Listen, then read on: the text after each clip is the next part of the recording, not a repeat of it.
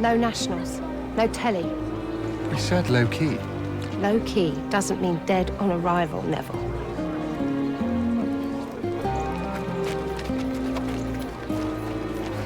So glad you enjoyed it.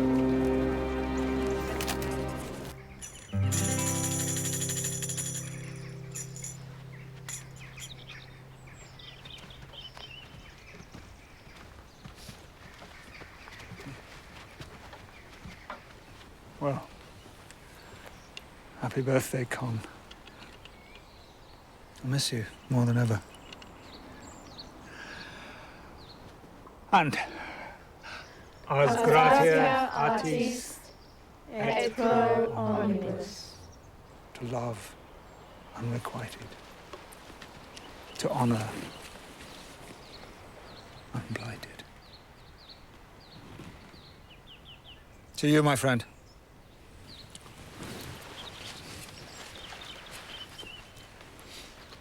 Wonderful. Right, crack out the battle plan and the bubbly, darling.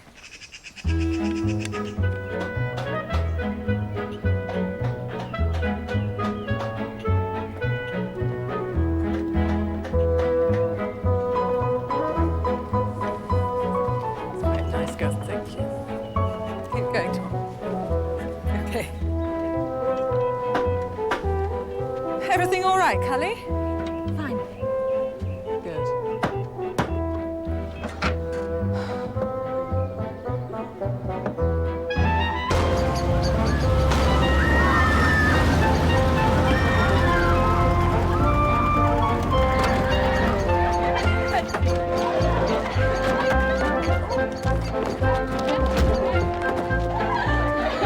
Late again, Timmy. Sorry, sis.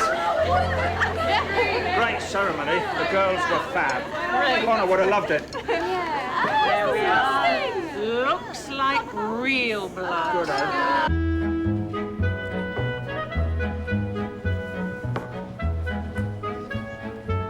Oh, is everything sorted out there now, Cully? Please say yes, I have a headache coming. Madam, Mrs. Crofton's come to help.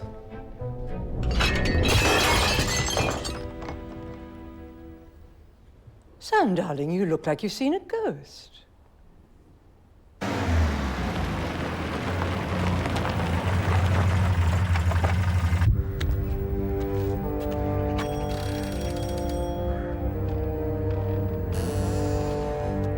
Richard?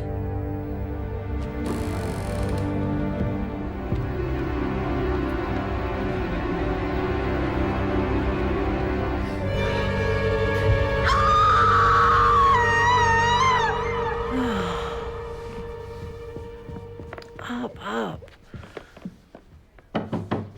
Get that, it'll be Neville. And see if you can find me anything I can eat in its dump. What did your last slave die of? Back chat.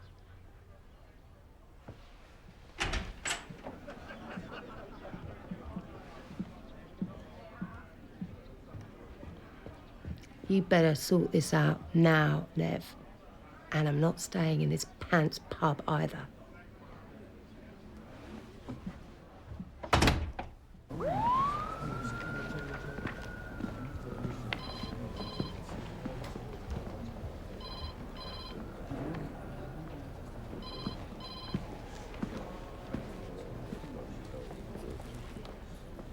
No work to do?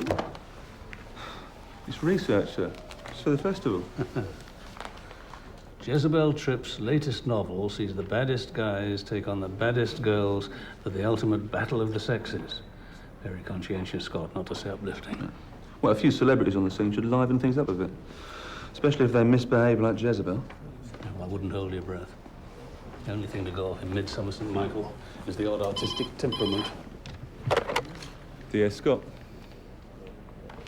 What's the address? Yeah. Yeah. Right, we're on our way. Easy enough to break your neck falling down those stairs. No sign of a forced entry? No, sir, nothing. Julie, you go get yourself some fresh air. Go on.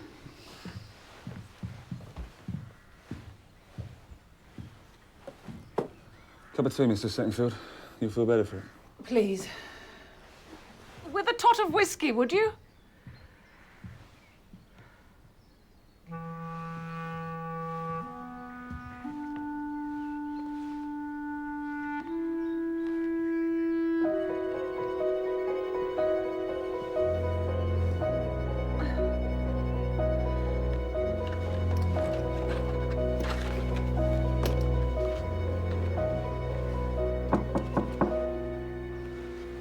Miss Settingfield, we'll bring down our pathologist, of course.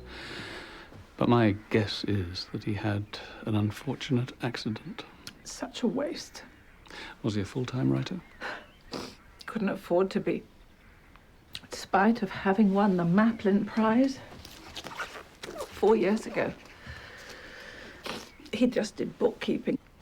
You know, he wrote when he could. I'm told that the second novel is often the hard one. No, not for Richie, no. The second one was even better.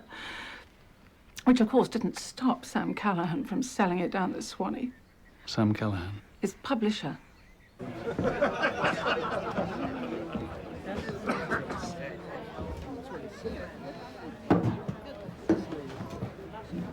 How's my editor? Most loyal. I can't cope with that unspeakable female anymore, Sam. You're referring to our star author? Jezebel's difficult enough at the best of times. We're mad to carry on now. Afraid we don't have the luxury of a choice, Neville.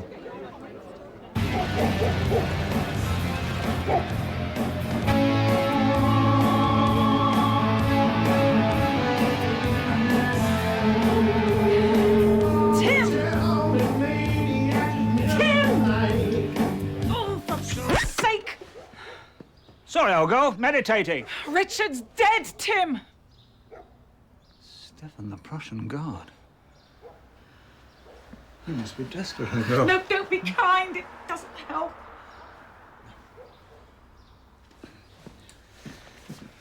I've just been with the police. They say that he got drunk and fell. Here. Down in one. Medicinal.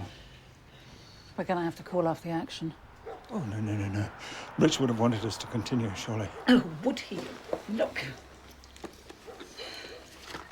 I found this.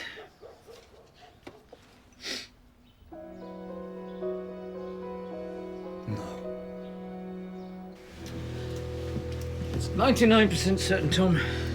It's murder. Result? Yeah, his neck was broken for him before he fell. Now, I know the detective might say you're looking for somebody with lethal training. Time of death? Between 9 and midnight. Sir? He's not a ladies' man by the looks of things, sir. No, certainly not.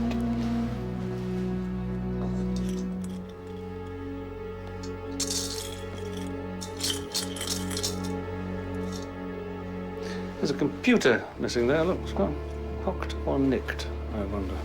You might want to talk to John Denton. Yes, George, thank you. The thought had occurred. Who's John Denton? John Denton? He's a...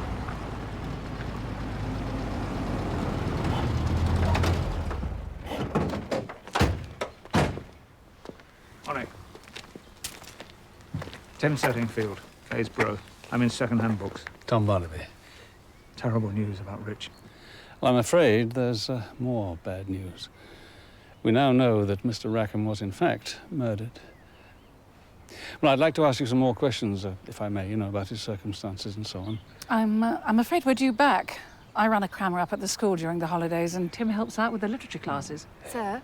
All right, I'll come up to the school about 4, okay? Yep. Settingfield, before you go. The postcard that was on Mr. Rackham's mantelpiece, I saw you put it into your bag when Sergeant Scott was making the tea. Yes.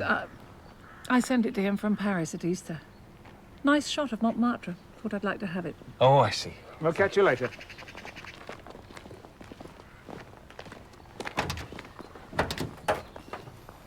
So what did young Julie have to say? John Denton, sir. Apparently he had a stand-up row with a victim in the local pub night before last. Did he indeed? Yeah. So who is he? John Denton was Causton troublemaker turned SAS. We had a few dealings when he was a teenager. He's a new man now, though.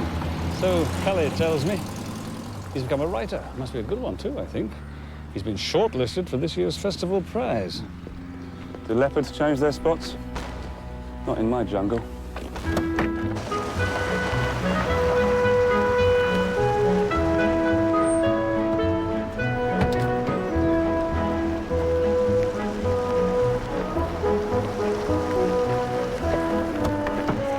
Hello, John. Hi, Kelly. I finished reading your manuscript last night. I'm impressed. I reckon I'll be plucking pheasants for a while yet. John Denton. Could I have a word, please? In private. Thanks, Kelly. I assume you know all about Richard Rackham, yeah? Yeah. I understand you and he had a big falling out at the Quill the night before last, is that right? We were drunk, shouting the odds. What about? I don't know, writers, books, everything, nothing. We were friends that argued. It's not a crime, is it? Where were you between 9 o'clock and midnight last night? At home, on my own. Are you accusing me, son? No, John, no, I'm just doing my job. You mind if I get on and do mine? No, okay, you go ahead. He's a bit moody, isn't he? Did you work with John? I don't think that is any of your business, nothing. He's not a suspect, surely. People are just prejudiced. Well, I'm not rushing to judgment, Cully. Good. Because I like him. She likes it.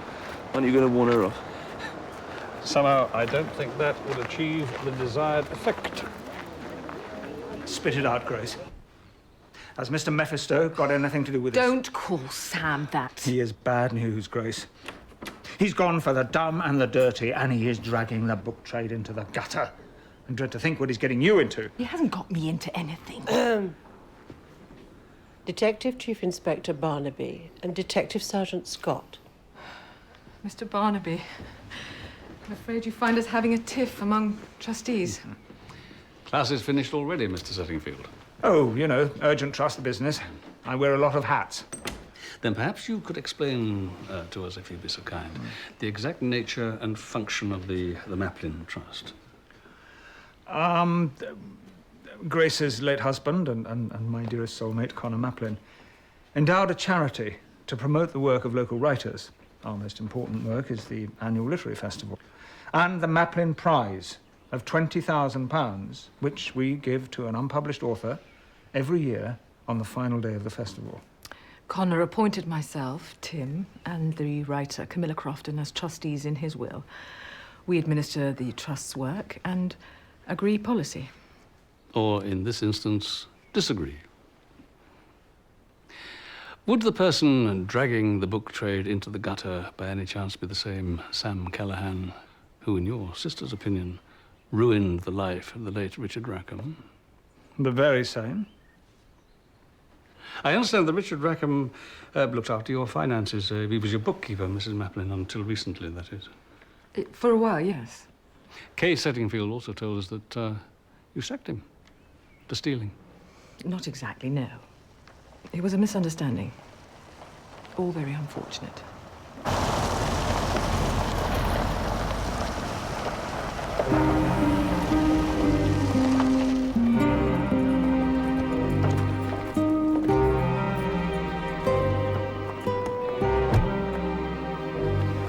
You better help her with her bags, Mrs. Honeycutt.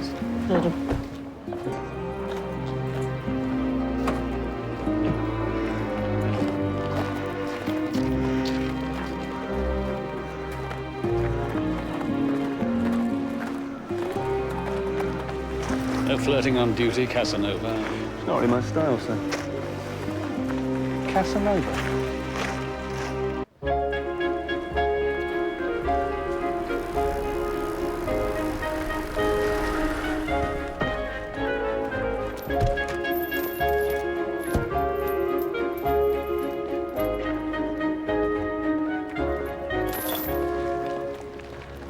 Detective Chief Inspector Barnaby.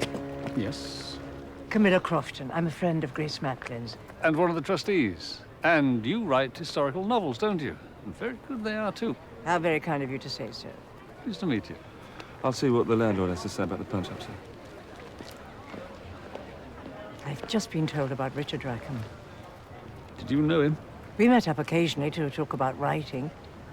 Have you spoken with Grace Macklin? Yes, I interrupted a sort of contretemps between her and Mr. Settingfield. Par for the course with those two. All right, cheers. Financial check on Rackham. Apparently he had full-on rent arrears and a whacking great overdraft. So there's a possible motive there. House to house? Rackham didn't get too many visitors, apparently, but he did receive one last night.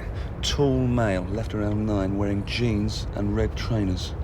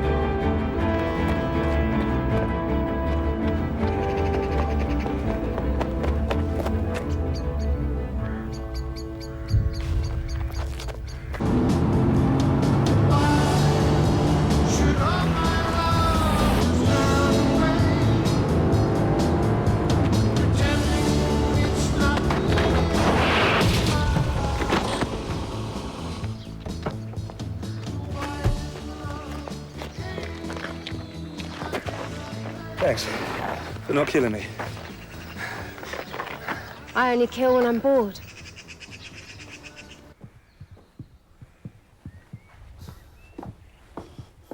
But it was definitely our friend in the red trainers. Why would he risk coming back to the scene of the crime? Have you noticed what else is missing, Detective? Sympathy, sir? No. Look. No piggy bank. Yeah.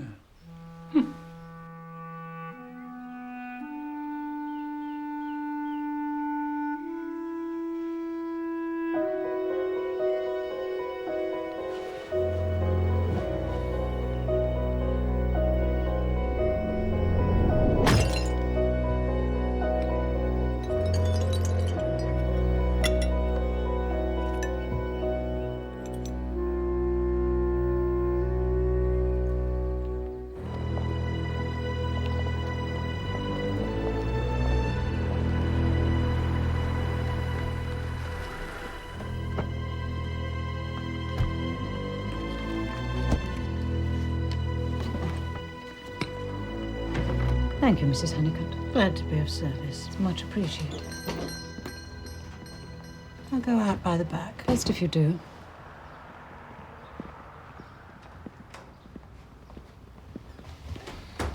Mrs. Helen Callahan? Yes.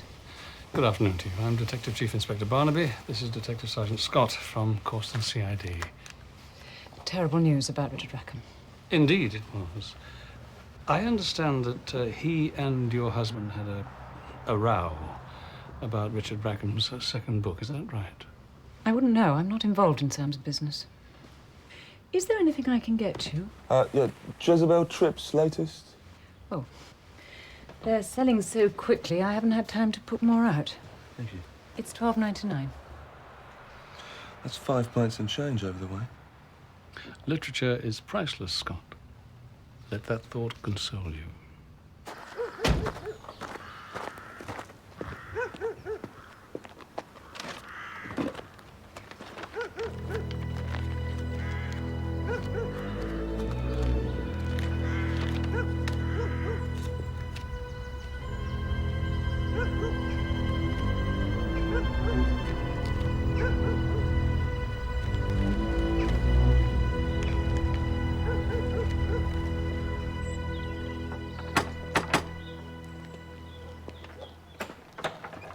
All set?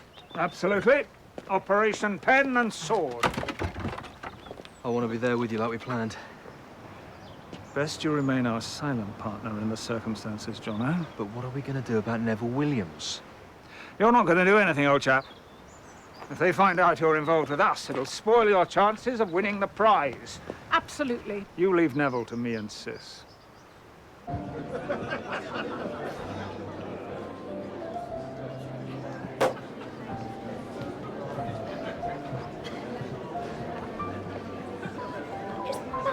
Harry Paulson. It is. Harry? Tom. Harry. Joyce. Good to see you. It's been ages. You should have let us know you were back. I've only just arrived. I'm a guest judge for the prize this year, along with Neville Williams and Jezebel Tripp. Well done, you. And I hear your crime novels are selling out. 30 years at Causton Nick turned out to be good for something. You heard about our murder. Tom, you promised no shock. Quick word, sir. Good to see you, Harry. I had an ask around about locals with killer skills. I should have asked who hasn't got them.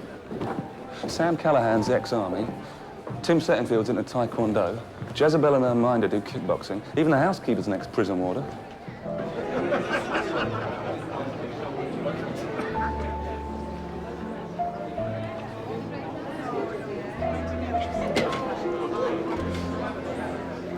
Drinking to forget, Neville, chap.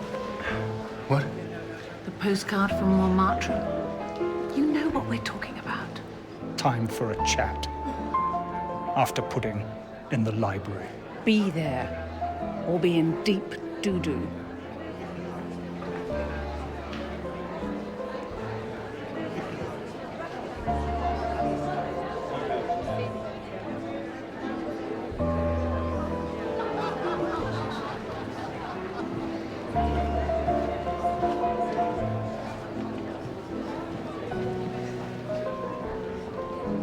Hello, Harry. Been a while. John, congratulations on your nomination. Thanks. Would have never happened without encouragement from you. Listen, I know it's not really the place to talk, son. I need a big favor.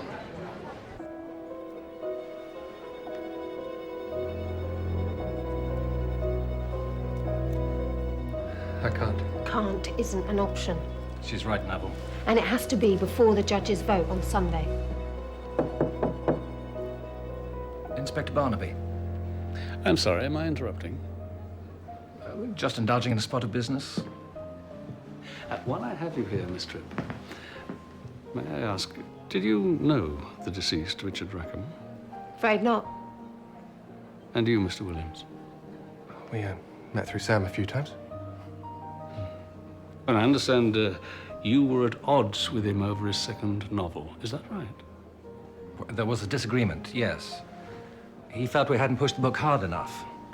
But it was all happily resolved. Oh, good. In what way? We had a meeting about a week ago. I offered him £150,000 for a two-book deal. He accepted. £150,000? Well, thank you. I'll leave you to your business. I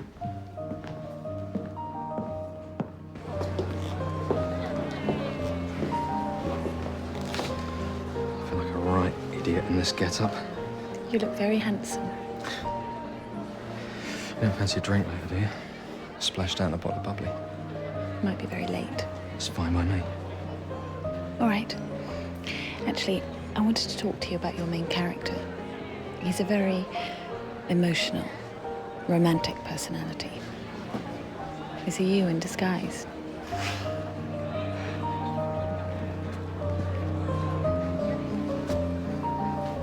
See you later. All right.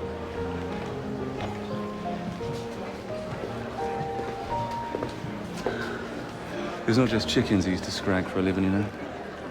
I've seen his service record. Very tasty. It's not just muesli she eats for breakfast, you know.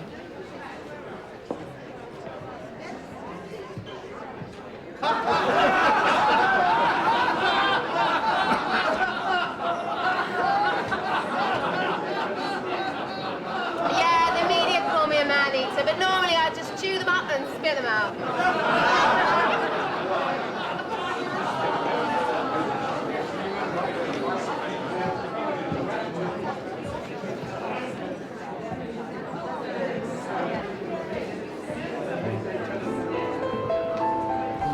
Nice suit, Danny boy.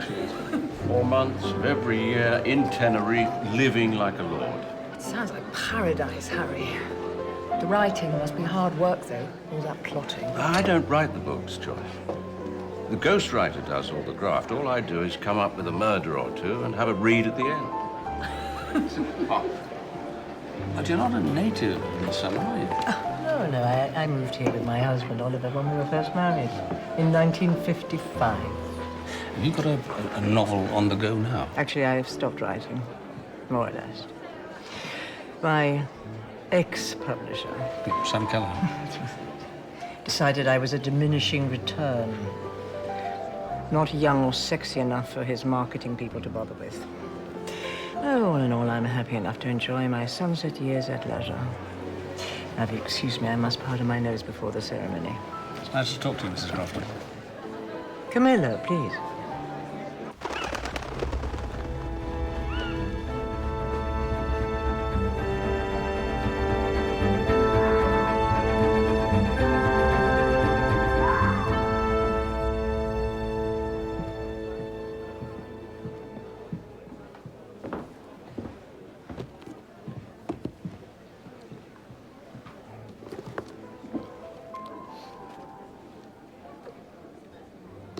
You're drunk, Neville.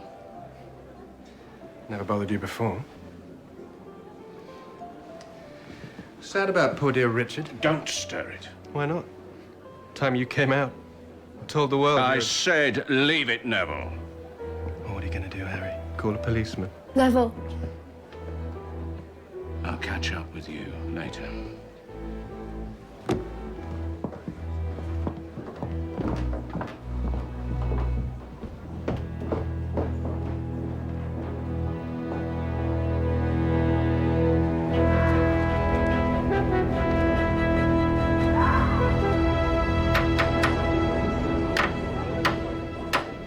Ladies and gentlemen, it is now time for the opening ceremony. So if you would all like to make your way to the stage area where we can begin. Thank you.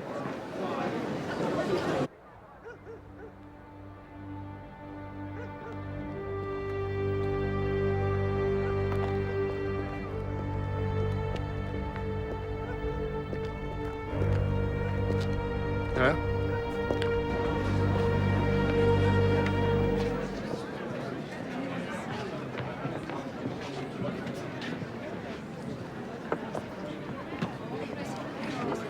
Where's Neville? Where's Jezebel? I've been talking to Harry, Tom. He's making loads of money and he doesn't even write his own stuff. Lucky him.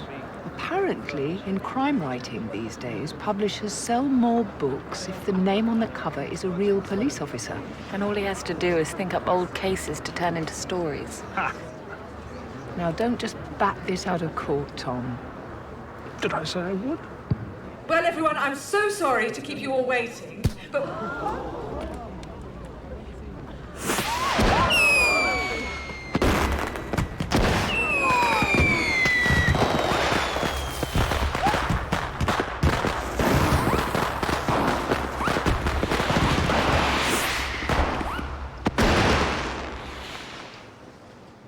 Oh, God. The pen is mightier than the pound!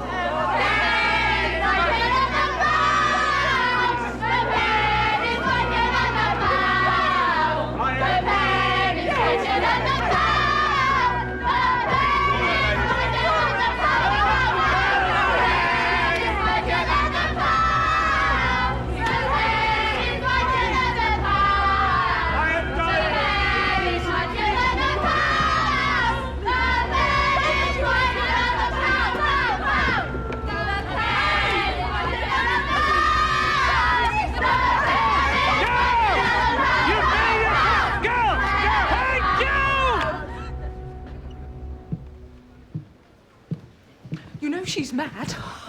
At least my conscience is still intact. Look, I planned it all. The girls just came along for the ride. It was more fun than conjugating verbs. Are you going to arrest her? Found this under the stage, sir. I'm the one you want. Whatever Sis says, I am the prime mover. You are a trustee here. A man's got to do, Chief Inspector. It's a matter of principle. It's a matter of disturbing the peace and criminal damage. I'm going to have to charge you. What? Oh, no, we've had more than enough disruption already. Couldn't we leave it for now? Tim and I will discuss our positions once the festival is over. Someone, quickly! On the terrace!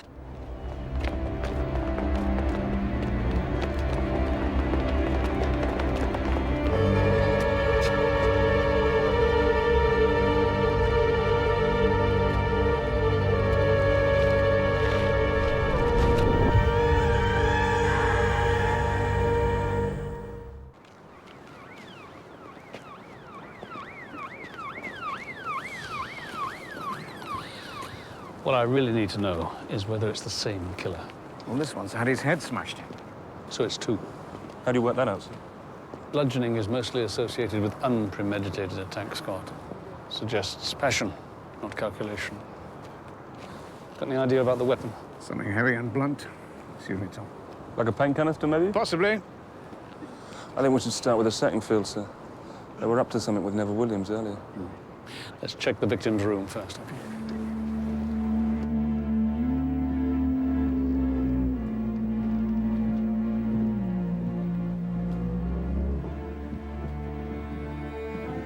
Oh, look.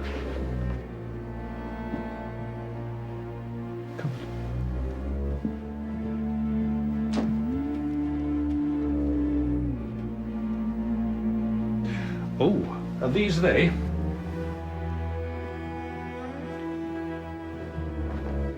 Yes, sir. Rackham's mystery visitor. No sign of the laptop, though.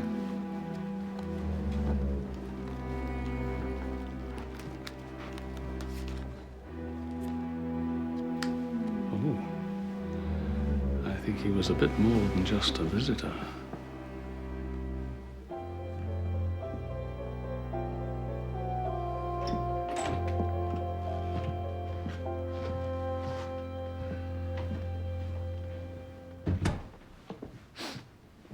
Take a seat. We always stood for punishment at school. This is a very serious matter, Mr. Settingfield. I'm not laughing. Mr. Settingfield, that postcard you stole, I'm willing to bet that that was from Neville Williams to Richard Rackham. Am I right? That was a bolt out of the blue, truth be told. I confronted Neville about it after pudding. We thought that Neville was Callahan's spy, using Richard to find out what we were up to.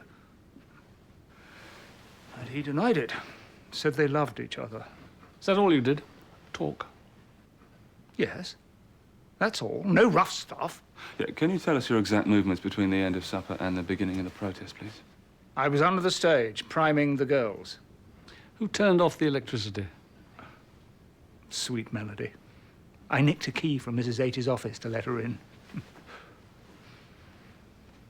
Yes, it may seem like a bit of a joke to you, Sergeant, but I'm the custodian of a precious commodity. The honor of a great man.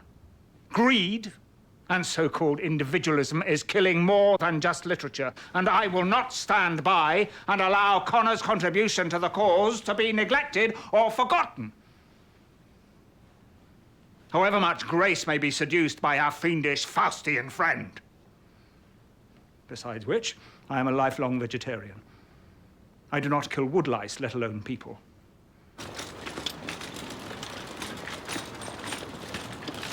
A few items for you to look at. One fresh cigar stub. Harry Paulson smoked cigars, but then so does Sam Callahan. And I found this key in the victim's ticket pocket. There's some kind of dust in the indentations. Tom, sorry to intrude.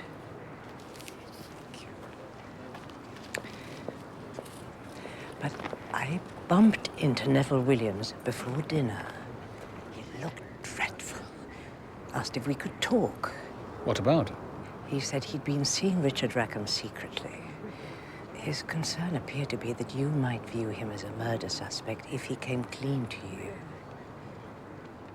So how old are you, Miss Singh? 25. How much longer do you think? I have no idea.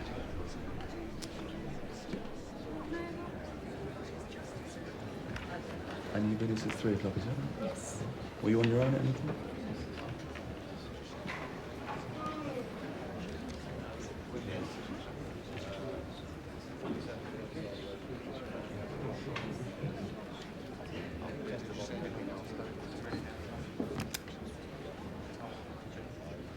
Your guard dog's watching me.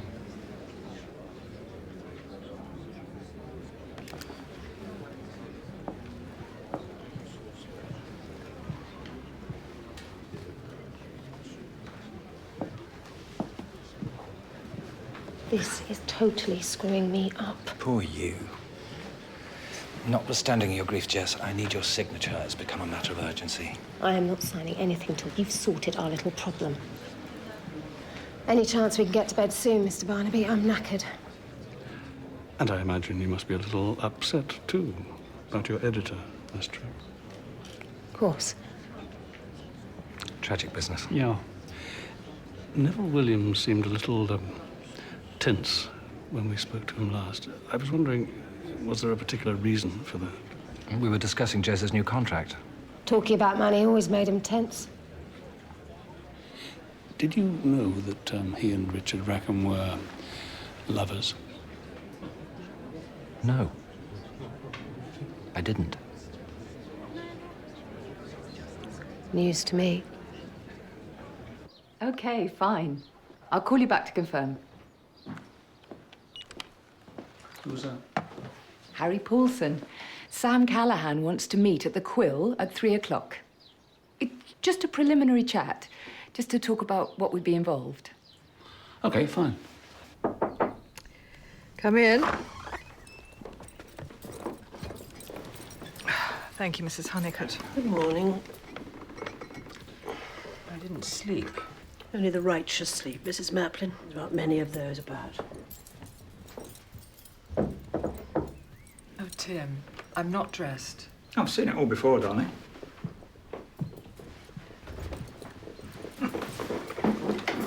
What do you want? I've got a splitter. I want to know why you spared me last night. Bad publicity for the festival if you'd been arrested, don't you think? So it wasn't out of love, then? Do you ever give up? Or did sinister Sam stay your hand for his own foul purposes? Don't despise him, Timmy. Or me. I wish you would trust me. Connor trusted you, and you betrayed him. With me.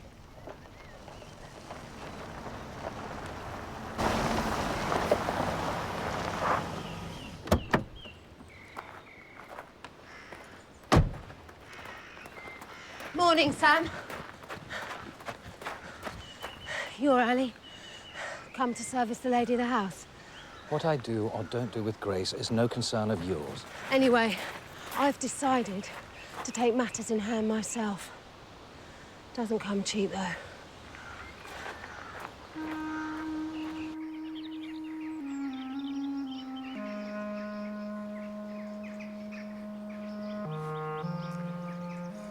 Any news? Yeah.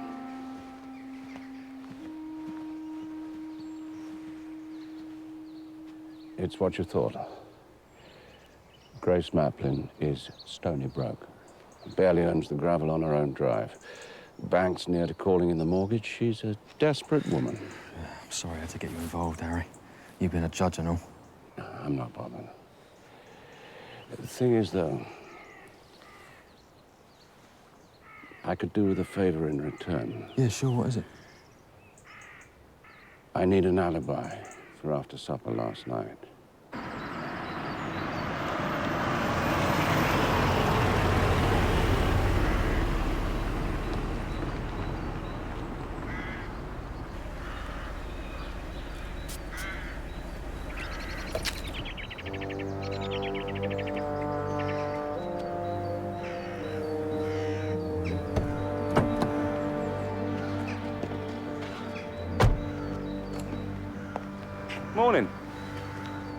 Do you mind if I ask what you're doing?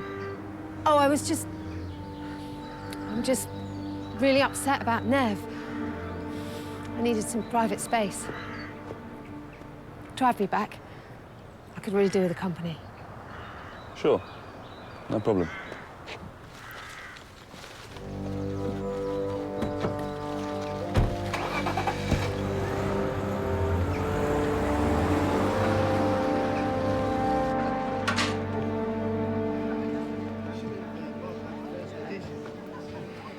Harry. Tom? Scotch? No, thank you. We need to talk about last night. I gave my statement down at the station. Did you mention the altercation with Neville Williams in the library? What altercation? Shall we take a stroll outside?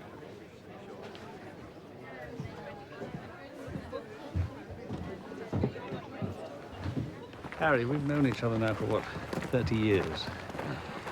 And for most of that time, I've known, well, all of us know, about your orientation. And I can quite understand why, you felt the need to keep it a secret. Can you? But, all right, no, I can't. But my guess is that the altercation with Neville Williams in the library is connected. I knew Richard Rackham, you see.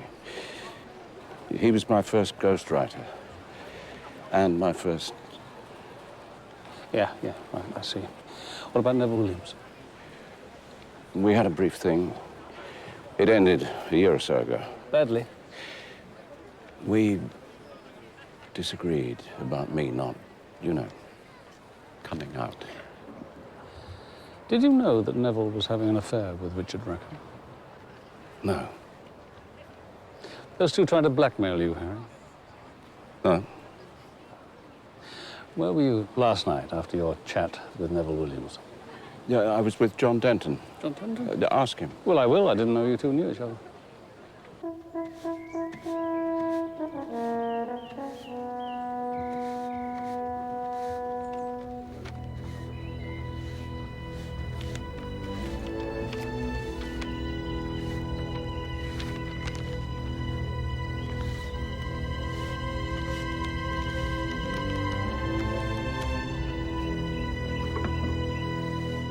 Cully.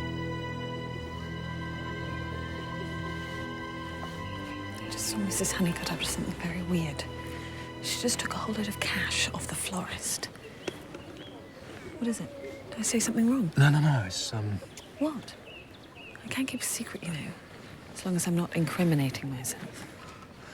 Okay, Grace Maplin is in serious money trouble. I think she's got Mrs. H running some kind of scam with the festival suppliers. You're kidding. No, afraid not. My guess is that Richard was sacked because he spotted something dodgy going on. I need proof, though. I feel like a fish out of water.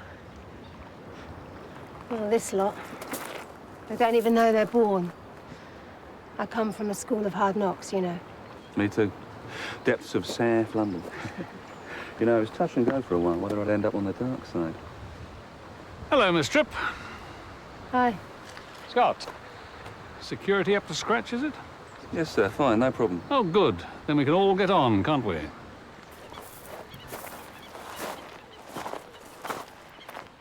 Miss Tripp, would you tell me again, please, when did you last see Neville Williams?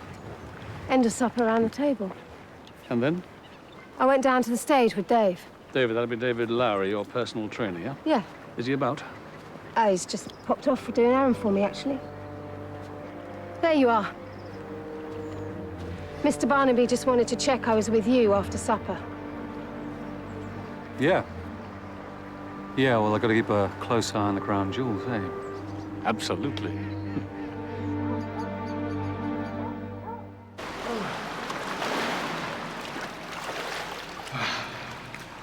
Morning. Morning. Our comrades, as I see it, we need to establish whether one of us murdered Neville Williams. Well, you don't think I... Well, it wasn't us. You said you were going to deal with him. Not like that. We haven't haven't got the training. I had nothing to do with it. All right. Steady the buffs. If it wasn't one of us, it must be one of them. We need to find out more. Thank you for this, Miss Sittingfield. I won't keep you long. I want to ask you if you know anything at all about this. We think it came from a piggy bank belonging to Richard Rackham, but we found it in Neville Williams' room last night. Oh. Do you recognize it at all? No. No, I mean, it could have been for anything, couldn't it? Isn't it a locker key? Oh, sorry to interrupt. Kay kindly opens the pool to locals in the summer. We all have a locker key. This is mine. 84.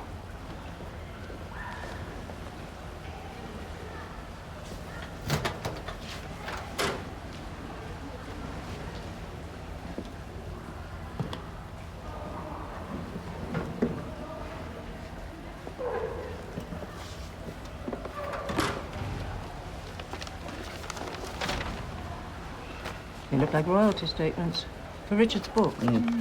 There's some written maths and some other stuff there too.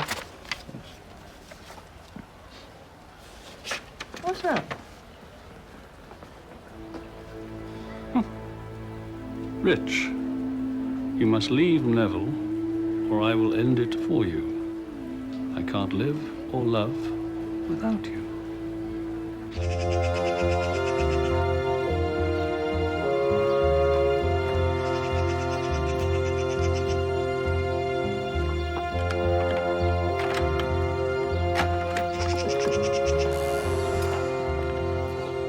You promise you'll tell her as soon as the festival is over, Sam. I promise.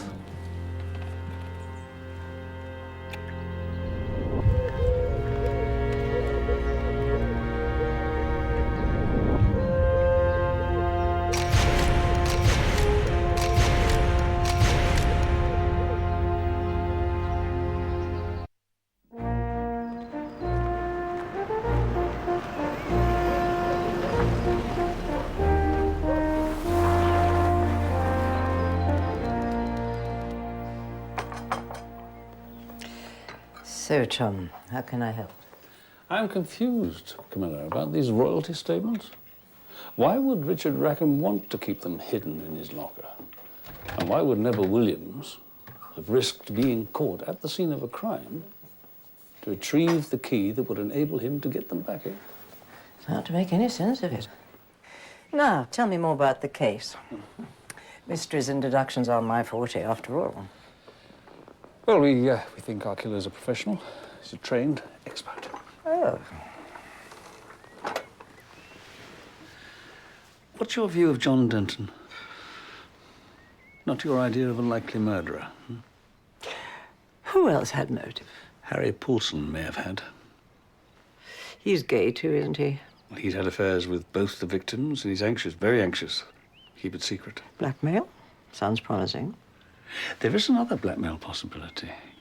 Richard Rackham blamed Sam Callahan for the failure of his second novel, yes? Perhaps Neville Williams did so too.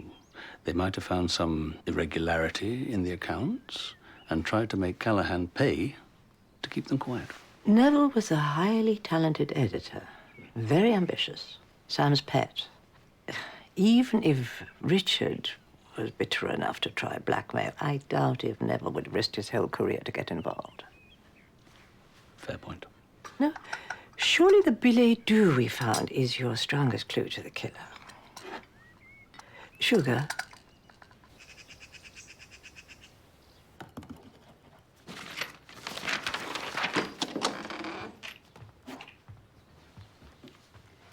Coffee, dear.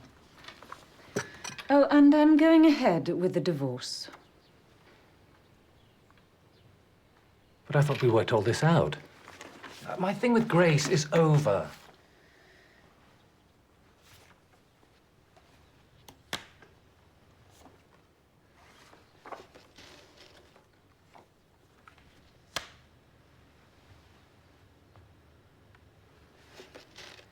Helen, I'll stop it today. Sam, please don't lie to me. It's very tiresome. it'll be Mr. Barnaby. He called on the other line.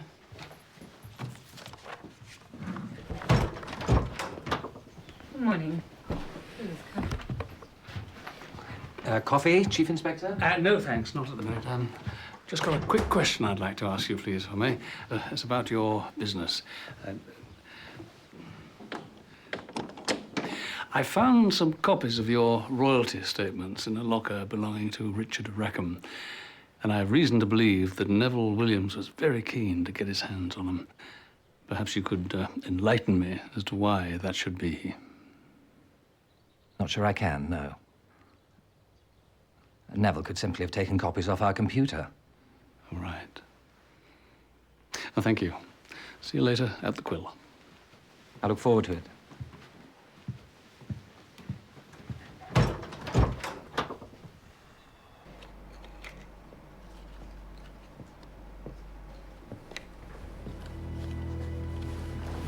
Are you hiding from Mrs. Honeycutt?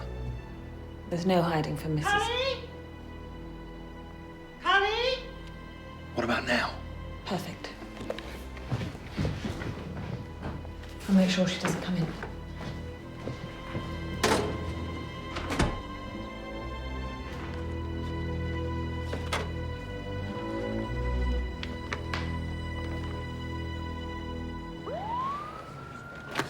Yeah, just scraping the surface of this, you know. You should dig deeper. Have more chats with the Settingfields. Get some checks done on Jezebel and Callahan and the prize judges, the whole lot of them. All right, I'll get on it. You got any joy on those? Yeah, I got onto a bloke from fraud. Now, the royalty statements are definitely kosher. The handwritten stuff seems to be a record of sales figures and cash owing on Jezebel Tripp's latest. But I wouldn't mind a slice of that action. Why? Why would Richard Rackham be keeping Jezebel's accounts? Presumably provided by Neville Williams, eh? It beats me. But the graphologist's report on the love letter makes interesting reading. Oh, aren't they wonderful? A left-handed female wrote it. And Kay Settingfield said that Richard Rackham was definitely bisexual. So now look at the forensic report on the cigar stub. Purple lipstick? Yeah. Jezebel Tripp's favourite colour.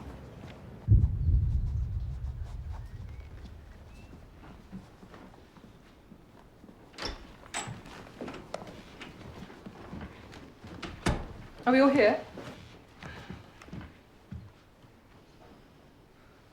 Right.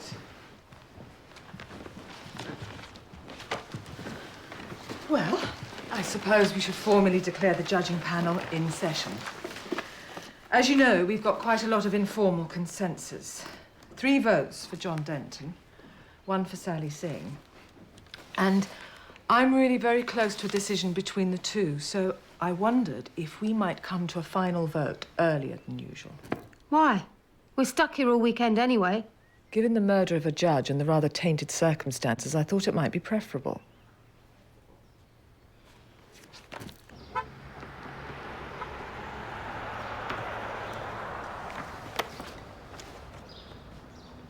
Well, I hope you enjoy Barbados. I'm sure I shall.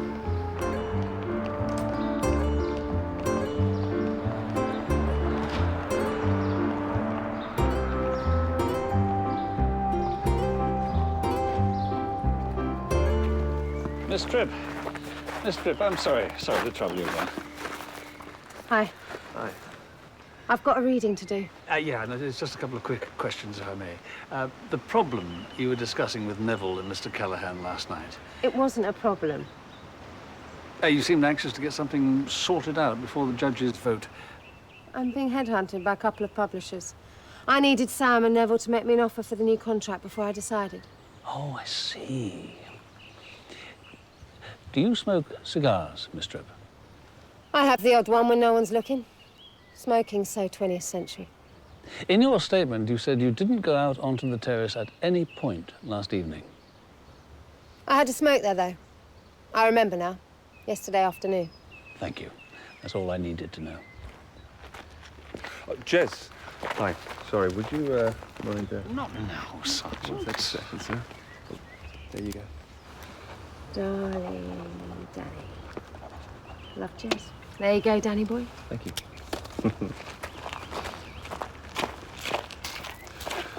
All right, sir? Nice one, Scott. Oh, beauty, beauty, beauty. Nor tongue nor eye can name thee. Lovely melody. Lovely stroke.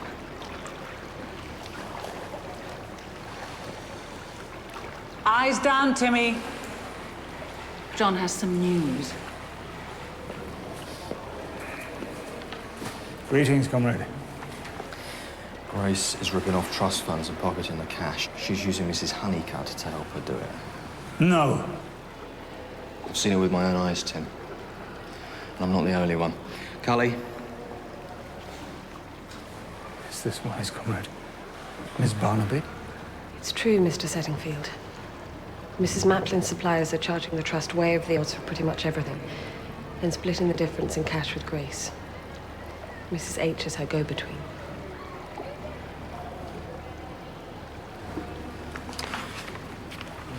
There's the proof, if you want it. Callahan's company is hanging by a thread. If it weren't for Jezebel, he'd be finished. Well, I understood he was very successful. Company is, or was, when his wife ran it. She owns all the shares. Jezebel's no better. She's from the stockbroker belt, not the gutter. Nearest she's ever got to the streets is getting into a cab outside Harvey Nick's. Even Miller's got a bit of history. Did you know she was Russian? Name of Poltava. Lost her family. Did a spell in the Gulag before pitching up in London after the war. Husband died young. And Connor fell hopelessly in love with her. Poor chap. And when she refused him, he married Grace on the rebound. Oh, thank you. Thank you for that. You've given us a lot of things to think about. Do you mind if I meet you back at the Knicks, sir? I want to test out a quick theory.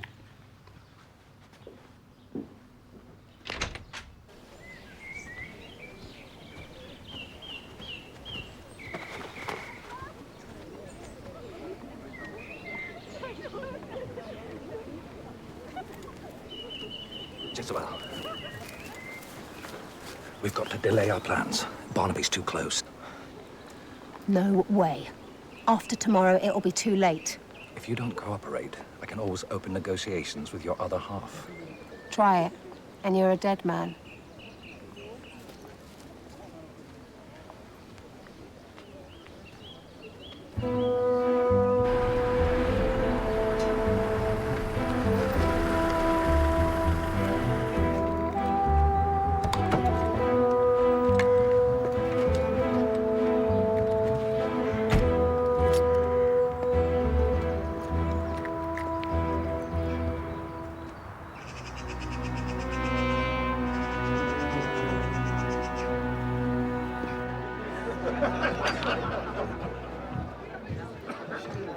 No Tom. He's always late. It goes with the territory, I'm sure. Sorry I'm late. No problem. Drink? Yes, please, just a pint. Bitter and red wine. Well, Joyce has already indicated you might be interested in a change of career, Tom. Yes, well, I would be willing to consider it, yes, with the right company. Good time for a move now, as Harry will tell you. Crime is hot.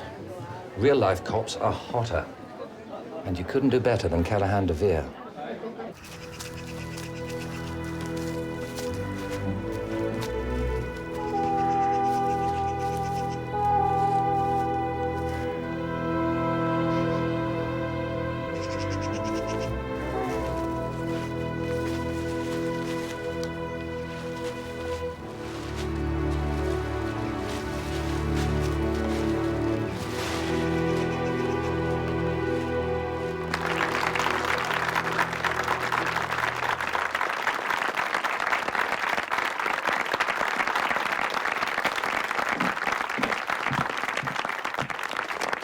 For your next book, Jezebel? Something shorter, for a lot more money. You think I'm joking?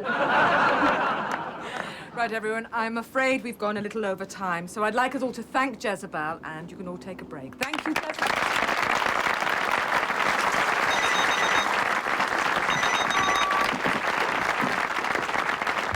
I'm done. I'll be right over.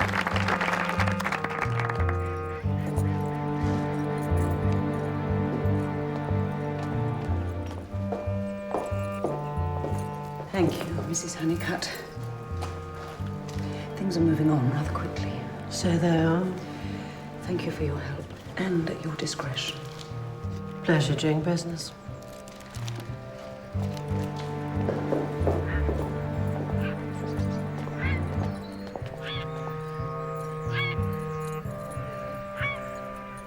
Okay, let's go.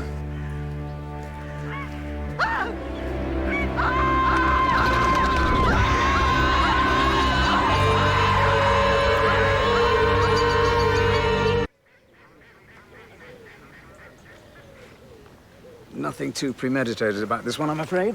We've definitely got to find 2 killers now.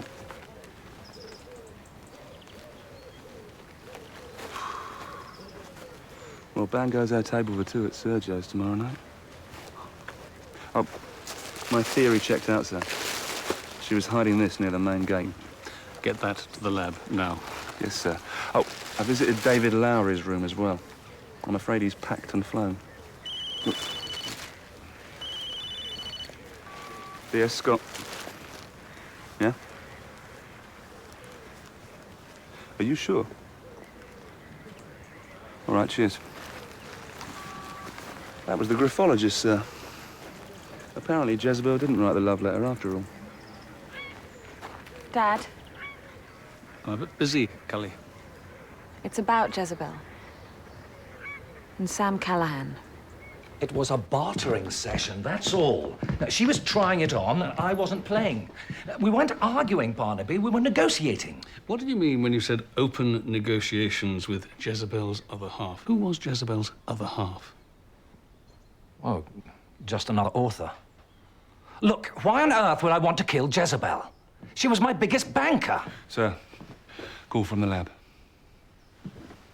Yeah? They found a match for the print on the murder weapon. Already? Yeah. Well, apparently it was already on the system.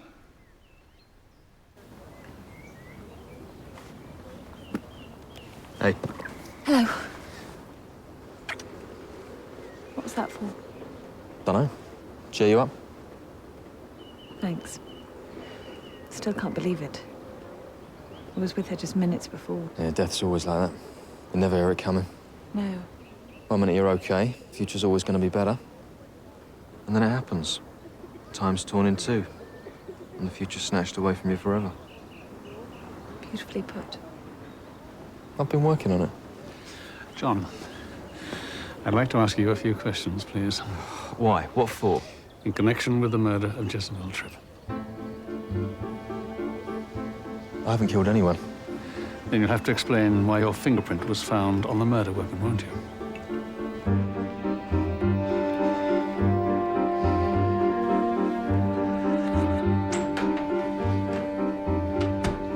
I helped to put the marquees up, Mr. Barnaby. Of course my prints will be on the pegs. The lab confirms your print on the murder weapon, but not in blood. So it is possible you're telling the truth. I am telling the truth. Yeah, but we still have a problem, John. Sit down.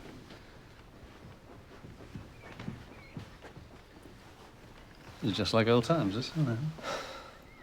You tell me, please, what you were doing between 2 and 4. And I'll need to be convinced. Would talking to your daughter convince you? First, we followed her to a travel agent in Causton. Then we went and spoke to Tim and Kay Settingfield. And later, we watched her meet up with Mrs. Callahan at the lake. I was with him the whole time. Well, he might have told me straight away, mightn't he? I told him not to say anything to anyone. I knew you'd disapprove. Well, it's not my disapproval that matters, is it, Cully? It's just keeping quiet about what Mrs. Honeycutt and Grace Maplin were up to. It might be construed as withholding key evidence. I'm sorry. We just wanted to make sure we weren't jumping to conclusions before we told you. Yeah, it's all right. There's something you can do for me since you insist on joining in. Keep watching Mrs. Honeycutt, would you? Till I can find the time to deal with her. All right. Cheers. We can release John Denton. It appears that he and my daughter have been up to a little bit of joint sleuthing. But I'll need some background on Brenda Honeycutt, please. You got anything on the laptop? No, not a lot, sir, no. Most of the emails and files have been wiped. Only thing the techies did find was an email from Richard Rackham sent the day before he died to Mrs. Crofton asking her to visit. Oh, well, Camilla said she'd taken him under her wing. We're looking at Jezebel's bank statements as well. Now, she was receiving loads of big payments from Callahan's company. Well, that's all right. There would be, wouldn't there? Yeah, but the weird thing is most of the money was paid out again, more or less straight away. Jezebel's a big spender. To one company? Outfit called Reiterations Limited. So I was thinking, what, maybe blackmail? Interesting. All right, look, you find out what you can about Reiterations Limited. I am going for a chat with Grace Maplin. Enjoy yourself. I can't bear it, Sam. This whole thing is such a total mess. We'll get over it, darling. The important thing is to keep our goals in sight and stay on track. I don't see how that's possible. The festival's almost ruined. We've lost half our prize judges. Well, I mean the money thing. My bank's being a bit recalcitrant. I wondered perhaps if your bank could help bridge us until the new company's up and running. My bank? Grace! You never met Connor, did you? He's a lot meaner than anyone gives him credit for. He was extremely generous with the community, but absolutely beastly to me about money. Even after he died, I was left with nothing. Just petty cash. Everything else went to service his posthumous good deeds. Well, I had to do something, and Mrs. Honeycutt's rather clever in those ways. Did Sam Callahan know about this plan? Was he party to it? Sam? Oh, no, he doesn't know anything about... Look, I don't suppose you could keep this to yourself, just for the moment. You see, I haven't quite filled the picture in for Sam as far as my own financial situation is concerned.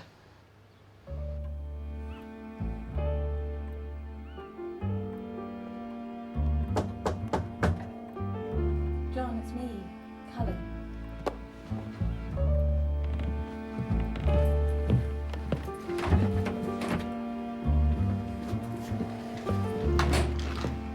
I heard they'd let you go.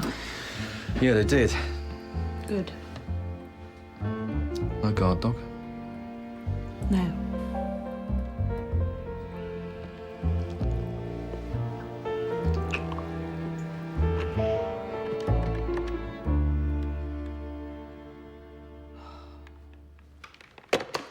Damn you, Sam Callahan. Yes. Mrs. Callahan to see you. What? No, I can't possibly see her. It would be best all round if we did talk, Grace.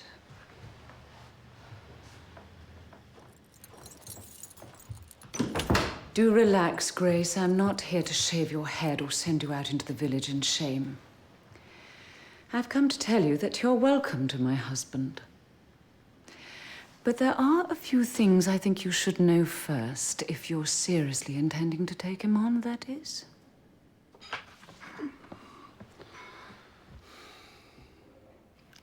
I can't live or love without you. Supper's ready. Of course. Barnaby. Scott. Camilla.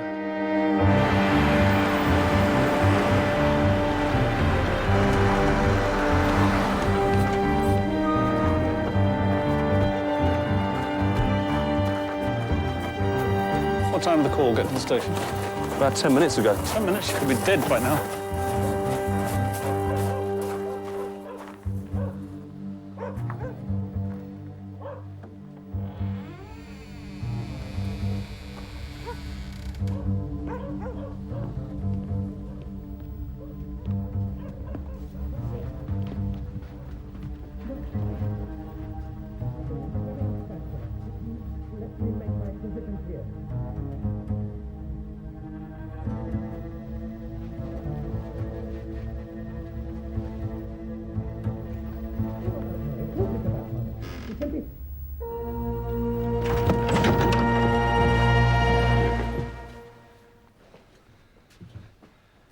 Tom, is everything all right?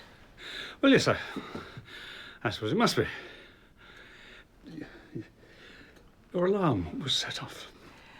There was an intruder, yes. But luckily Sam turned up to see how I was. He confronted the man and off he went. That's very courageous. I just bumped into him, really. Description? I didn't really notice.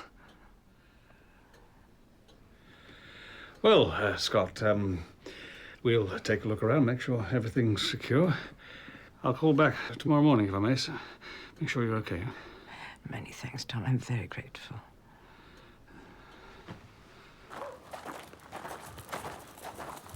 You think the intruder was our killer, sir?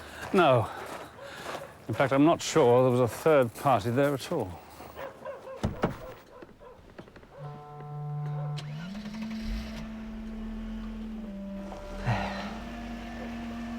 You're saved. So what happens now? I'm going to do a deal with you, sir.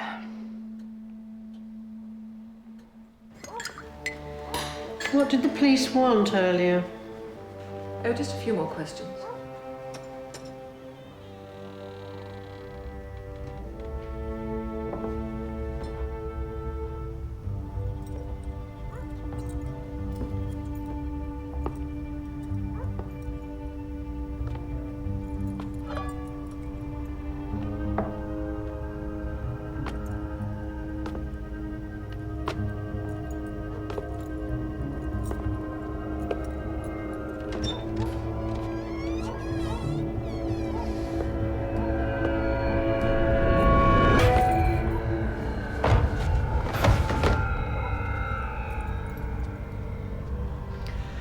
Call the police.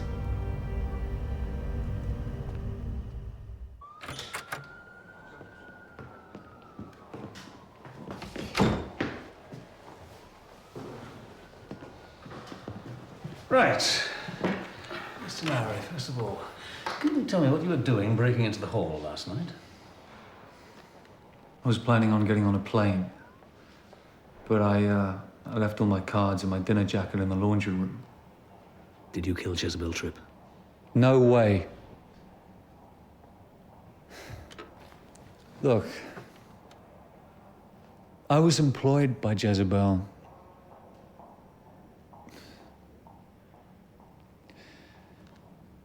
I'm not a fitness trainer, I'm a writer.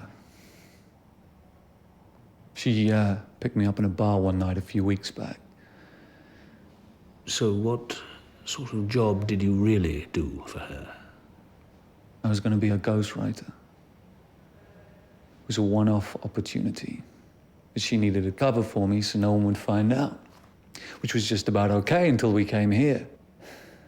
And I don't know, Jez and Neville spent half that time whispering or arguing. And then Neville was murdered. And she's demanding I take a laptop from his room and start wiping all this stuff. She's getting more and more uptight. And then she gets killed.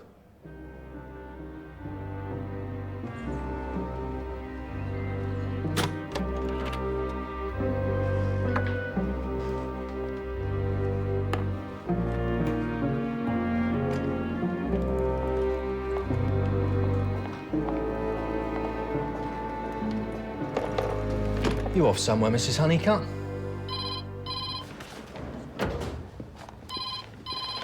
DS Scott.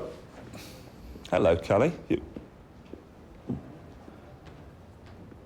You've done what?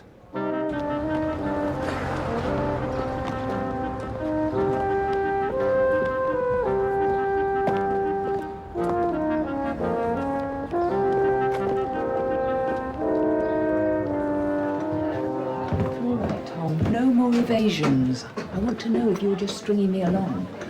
Stringing you along. I'm interested, but I'm not convinced, put it like that. I mean, this case has shown up the publishing world in a rather ambiguous light. Well, you can't make assumptions about everyone just because there's been a few murders. Oh. Mr. Barnaby. Mrs. Maplin. I'm terribly sorry to interrupt, but it's rather urgent that I talk to you.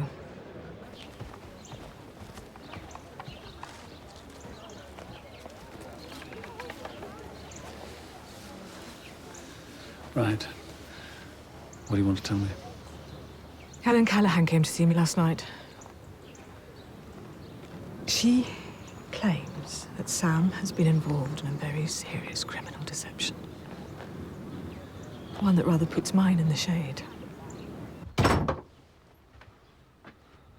That's absolute rubbish. Who's been telling you all this? Shall we say a reliable source? Look, would you rather answer these questions down at the station, Mr. Callahan? You see, in my book, fraud and the need to keep it a secret constitute plausible motives for murder. I admit Jezebel was threatening to go to another publisher. I admit I fiddled a few figures. Yes, well, my source says that for the past year, you have been transferring large quantities of sales from lesser-known authors to exaggerate the sales of Jezebel's books. Make sure she went with you to your new company, whose startup you erroneously assumed Grace Maplin will be able to fund. Now, is that about accurate?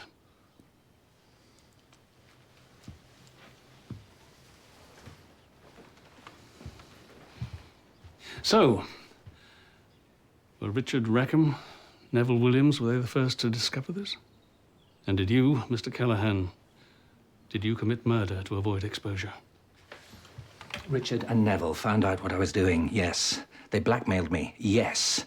The price was a contract for 2 new books for Richard. I agreed. End of story. Enjoying the book? I don't think enjoying is the right word. How did you get on with Harry's? I thought it was a bit predictable, you know. I'm looking for inspiration, to tell you the truth. I've got 3 murders, and I'm convinced there's only one killer and one big motive. This really is the most awful tripe. Listen. Philo hauled her beautiful but battered body onto the starship, doubling forward with the pain. You know what I'll do if you leave. Philo turned. Grow up, Linnea. I mean it. I can't live or love without you. Read that last bit again.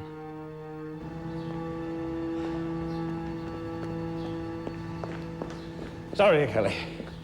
Thank you for this. It's all right. Oh, did you hear about our citizen's arrest of Mrs. H? Indeed I did, and very commendable too, but I have a bigger fish to land. Well, I haven't got long. Prize giving is in an hour. Yes, I know. Just 10 minutes of your technical expertise, please.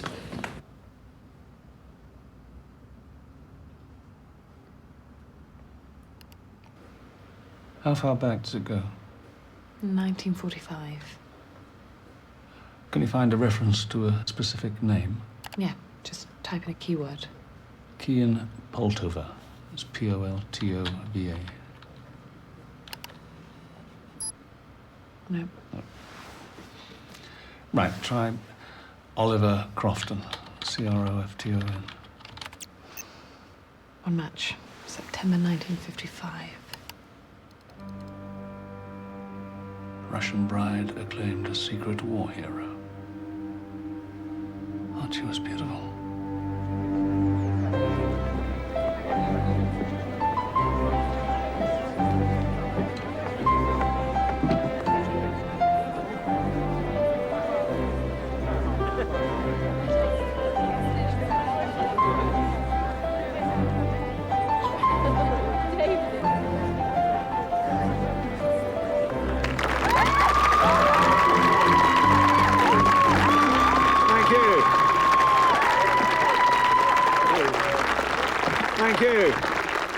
Thank you, Midsomer.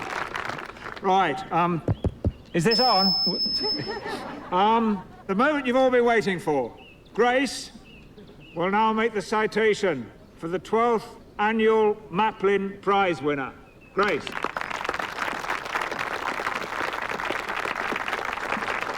The winner of this year's prize deserves praise on several counts. For honesty, for courage, and for loyalty to my late husband's literary values. The winning novel has been forged from a crucible of dark experience, but has ultimately given birth to a hopeful authorial vision. The novel is Night Vision. The author is John Denton.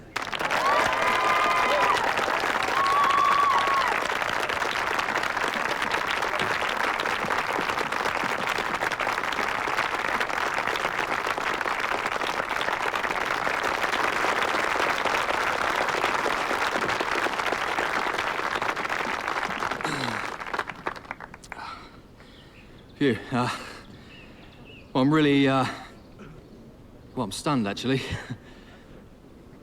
Well, I'd just like to say thank you. And I'd like to take a moment to remember Connor Maplin. Without him, the world would be a less hopeful place. Thank you very much, everyone. Thanks.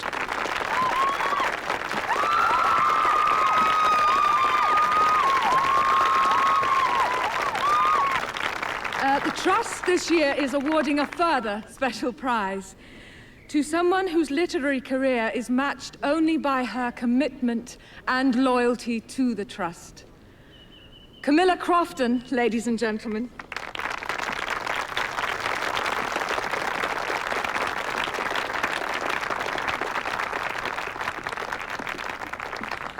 I am immensely flattered and extremely grateful. To be perfectly frank, my kind of output, as it is now called, has long been out of fashion. With publishers, at least. In connection with which, ladies and gentlemen, I have a story to tell you and a confession to make. In a rather willful attempt to prove my ex-publisher wrong, I 2 years ago wrote a novel in the chick lit genre. Actually, it turned out rather well. Knowing, however, that it could never be published under my own name, I engaged a surrogate, an actor, a face to match the luridness of the text. My chosen pen name was Jezebel Tripp. Since the publication of the first novel, I have enjoyed taking revenge on a fickle and faithless publishing world. And in that context, I'm grateful to receive this prize in recognition of values long since abandoned by an industry which profits so shamelessly from the talent it so often betrays. Thank you.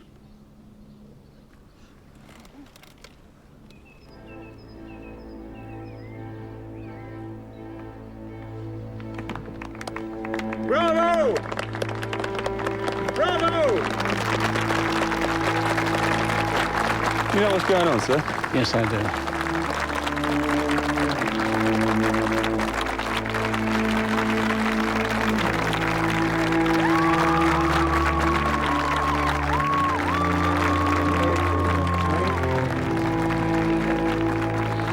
Camilla. I'm truly sorry. Yes, of course.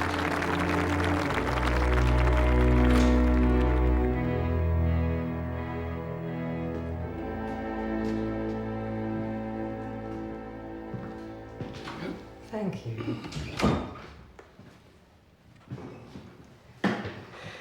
Well, Tom. Detective Chief Inspector Barnaby. How shall we proceed?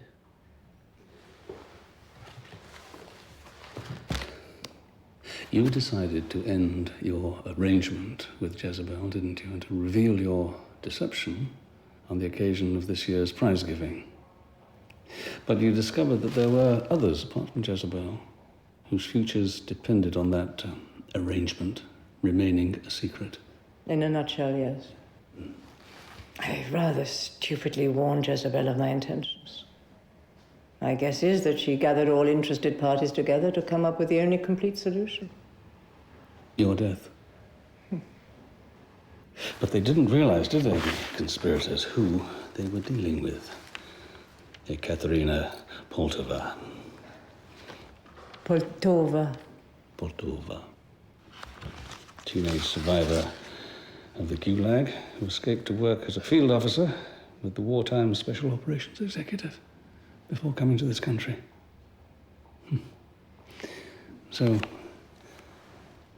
You set up the conspirators, did you, one by one? Starting with Richard Rackham. You kept your appointment with him, and then you murdered him. Now, there I would have to disagree with you. I'm afraid I killed automatically, as a reflex, in self-defense. One did get rather good at killing back in Dubrovnik, in the bad old days.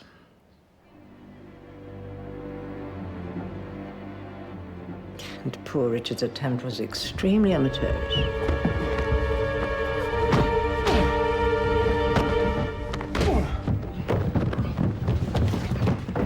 I didn't guess the involvement of the others until I saw Sam Callahan at the hall, the morning after Richard's death. The poor man was rather shocked to find me still alive. Sam, darling, you look like you've seen a ghost. And Neville Williams? He spun me a story about some trouble he was in and suggested we meet after dinner. I suspected his intentions.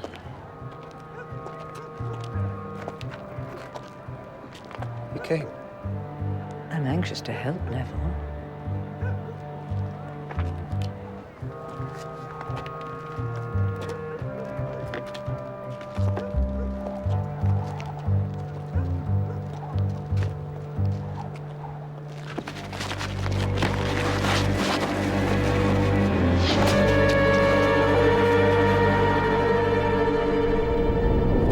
It was all rather inconvenient. And you were getting close. I felt I needed to put you off my scent. So you planted the love letter? No. Love's always a dependable motive for murder, don't you think? I'd seen Richard hiding the box file a couple of weeks earlier. It wasn't difficult to break into the locker and plant the letter. You didn't kill Jezebel Tripp in self-defense? Oh, yes, I did. She suggested a meeting.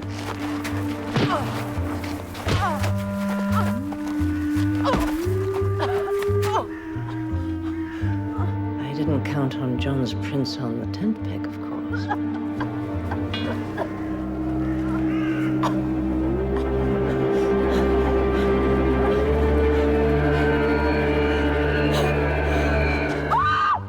It was rather messy. And that left just Sam Callahan? Yes. He broke in, silly man. I pretended to be asleep on the sofa. He tried to suffocate me.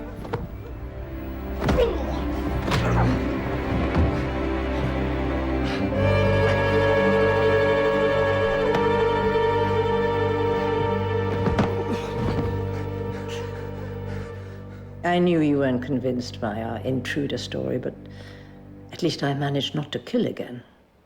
Instead, I made a deal. My silence in return for my moment of glory. I'll have to charge you. Quite right that you should. Though I'm hopeful that a good jury will accept a plea of self-defense. And I have no real regrets. I'm really rather glad to say goodbye to Jezebel Tripp. And you never know. Once I've had a chance to digest the experience, it may emerge as a rather good book. We all done, sir?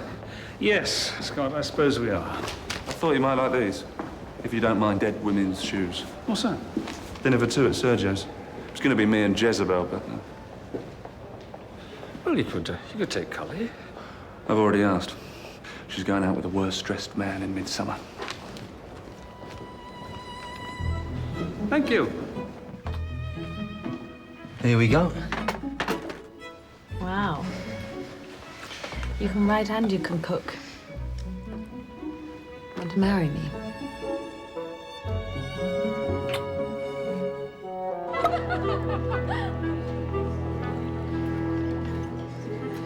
Well, this is a nice surprise. Well, I thought you deserved a treat. You're not going to try for that writing thing, are you? No. No, it was useful, it was interesting. But I'm very happy where I am, thank you very much. I was right about the publishing world. It stinks. But I'm sure a jury will go for Camilla's plea of self-defense. Do my best to back her up anyway. I'm sure you will. To Camilla Crofton. May she live forever. Ostrovia.